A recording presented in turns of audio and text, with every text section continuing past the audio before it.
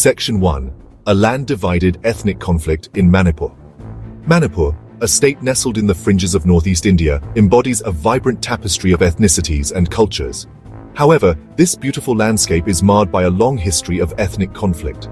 Tensions between the Meitei, predominantly inhabiting the valley, and the Kuki and Naga communities, largely residing in the hills, have simmered for decades.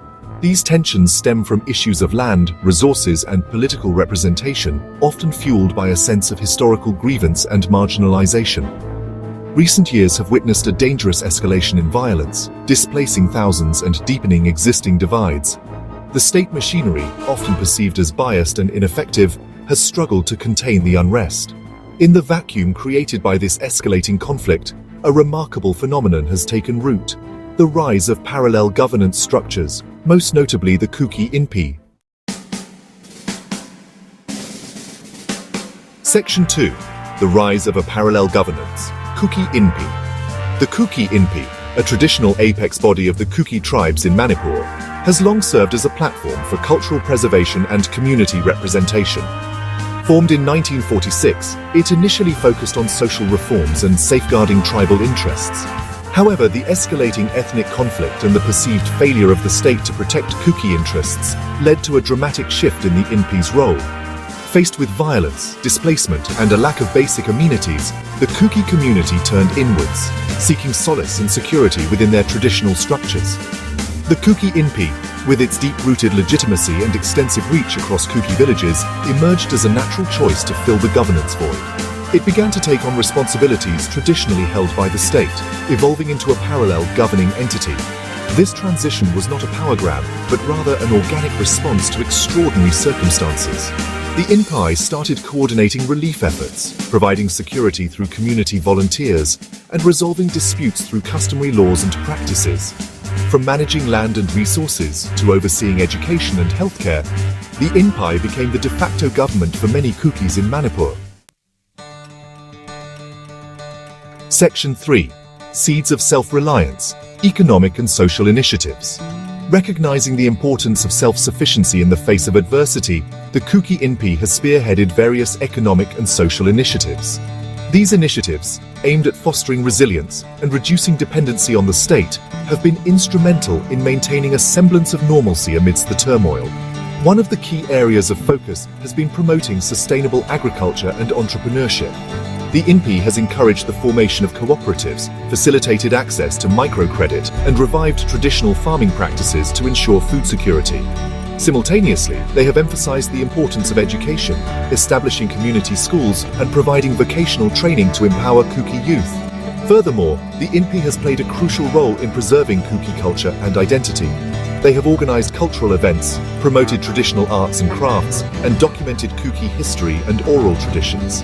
This focus on cultural preservation has been vital in fostering a sense of unity and shared identity among the Kuki people, especially during times of conflict and displacement. Section 4. Two sides of the same coin. Implications of parallel governance. The emergence of the Kuki Inpe as a parallel governing entity presents a complex and multifaceted reality. On the one hand, it highlights the resilience of traditional institutions and their ability to adapt and respond to crisis situations, providing essential services when the state is unable or unwilling to do so. It also underscores the deep-seated distrust towards the state apparatus and the yearning for self-determination among certain ethnic groups in Manipur. On the other hand, the existence of a parallel government raises concerns about fragmentation and potential for further conflict. It can create a sense of exclusion and resentment among other communities, hindering efforts at reconciliation and peace-building. The lack of formal recognition and engagement with the Inpi by the state further complicates the situation, perpetuating a cycle of distrust and animosity. The Kuki Inpe's experience offers valuable insights into the dynamics of conflict, governance, and self-determination. It underscores the limitations of a top-down approach to governance in diverse and conflict-ridden societies.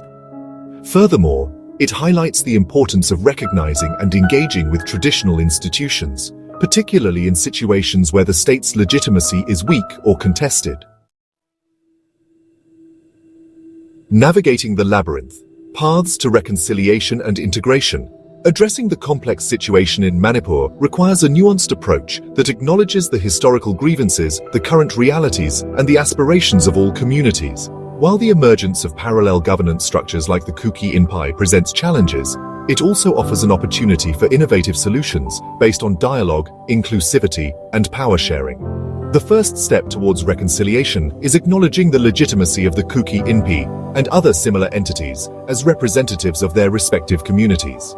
This recognition should be followed by initiating a sustained and inclusive dialogue to understand their grievances, aspirations, and proposed solutions.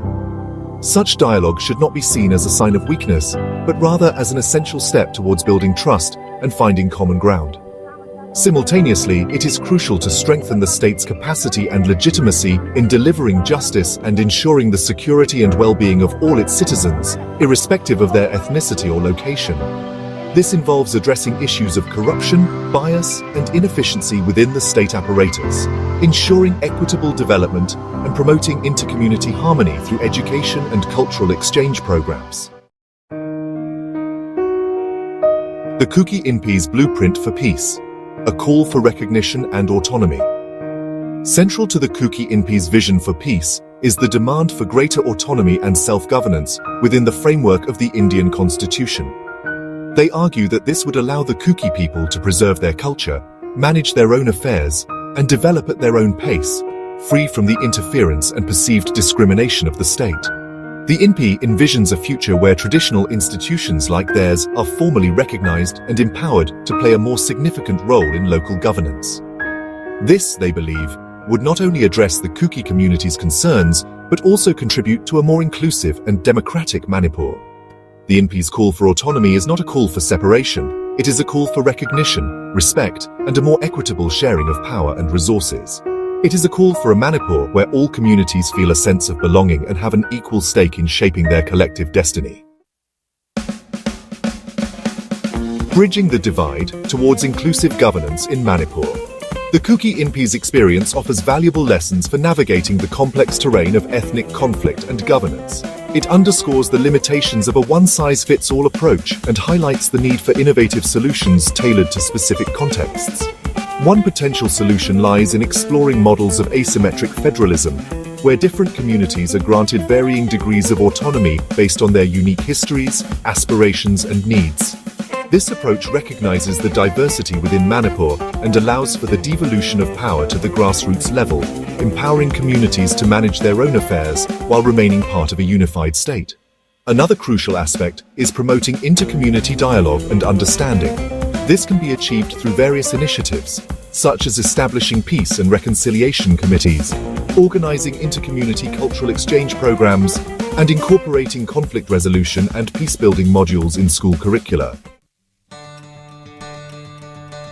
Echoes of self-determination, lessons from the margins.